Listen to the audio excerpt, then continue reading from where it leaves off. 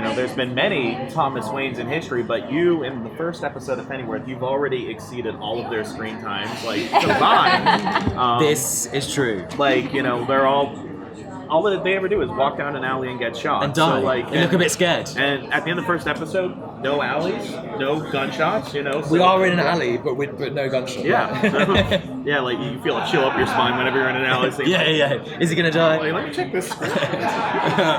That's been a really fun part of it, actually, is the kind of, we know where he ends up, but we don't know where he begins at all. And I think in the comic books we see that when Alfred obviously tells Bruce about him, that we just see that he's very moral and a do-gooder and an upright citizen. So we know that he ends up as this principled moral character, but we're looking at in Pennyworth his journey of how he gets there. And something that Bruno's been really good at as a writer, and I think that's very a big part of Pennyworth, is that you can't necessarily always tell the difference between our heroes and our villains. There's a lot of grey space in between them. They're not that black and white. And it would have been boring to have just played Thomas as this kind of super intelligent do-gooder, but he's thrust in some quite kind of morally compromising situations throughout our series.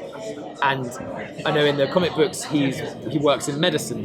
In Pennyworth he's caught up in this kind of world of this very covert world of espionage and underground intelligence, and he's forced into a world of violence that he's not very comfortable of being a part of. So yeah, in answer to your question, it's been fun to know where he ends up, but it's been even better to kind of be part of creating where he starts.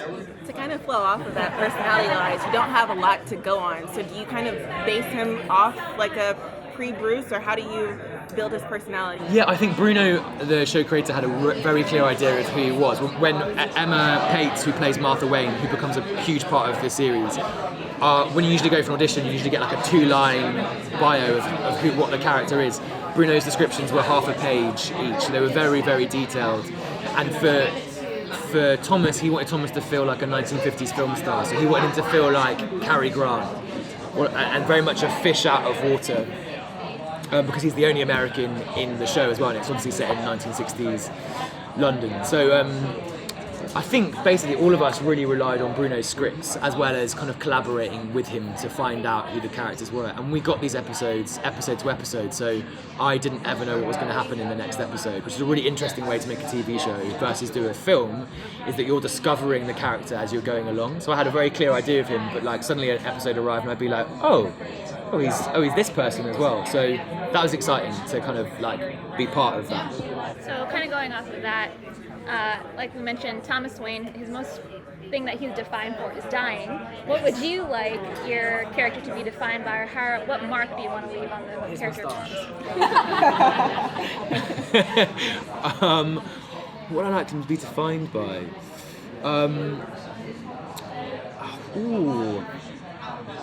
I guess that he's.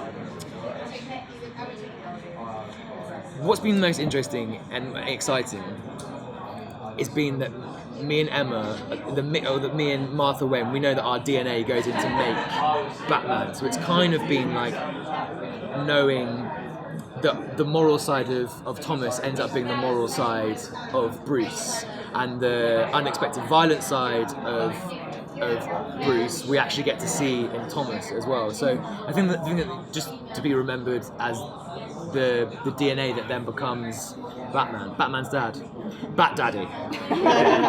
There we go. So, good question, but I was trying to work it out. Can we talk a little about how is the relationship between your character and Alfred? How that will work around the season? Yeah, so it's not like Starsky and Hutch. It's not buddy buddy. They need something from each other, or definitely Thomas needs something from Alfred. So as I said, he's this fish out of water in London, and he's working in this slightly dangerous world, and he needs protection, and he needs Alfred's smart and streetwise know-how to kind of navigate his way through this dangerous landscape. Alfred isn't very interested in Thomas, but Thomas sees him as a great asset and wants to try and involve him in his work. And it's kind of Thomas stalking Alfred and trying to get him to come and work for him, and he does that in various different ways. But Alfred's quite reluctant. He's quite suspicious of Thomas, and rightly, really, because I think along with the audience, the other characters in the show don't quite know who Thomas is or who he's working for or whether he's good or whether he's bad. So they're quite wary of each other. They're like kind of two sharks circling each other, basically. But I'm interested to see when the friendship begins, because you get tiny elements of that throughout this first series, but it's mostly them trying to work each other out, sizing each other up, scoping each other out. So yeah. Is there much interaction with Thomas with Beth? Thomas and Beth. They are in the same room once, but he very much knows about her. Yeah, but no, me and Paloma haven't got to act together yet. Have you met her? Yeah. Yes. So you know. So yeah, I kind of can't wait for that. Actually, I don't know how their two characters would interact. But I'd be interested to see. You got to go to the Batman Hall of Fame induction, the other day. It's like going to your son's, award ceremony. We helped induct him. Yeah. That was kind of crazy. That's when I think you arrive here and you realise how big a deal. Well, you already know it, but just how big a deal Batman is. It kind of feels like the king of Comic-Con.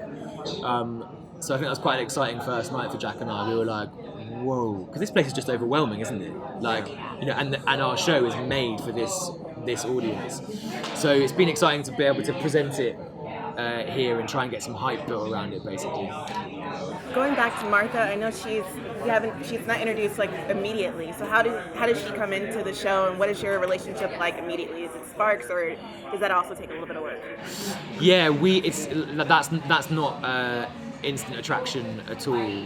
They don't agree on much, and they don't really like each other. They're forced to work together, yeah, it's more about repulsion than anything else. Yeah. But we start to see the sparks of chemistry between them, and they're both very high-minded. They're both very intelligent, so they're like these sparring partners. And Thomas is like becoming a bit more cynical, and she's very, very ideal. So he just gets frustrated by her being this kind of wide-eyed idealist, and he's like trying to educate her a little bit. She's a bit more maverick than he is. He's quite kind of like he wants to play by the rules, where she's a bit wilder. But yeah.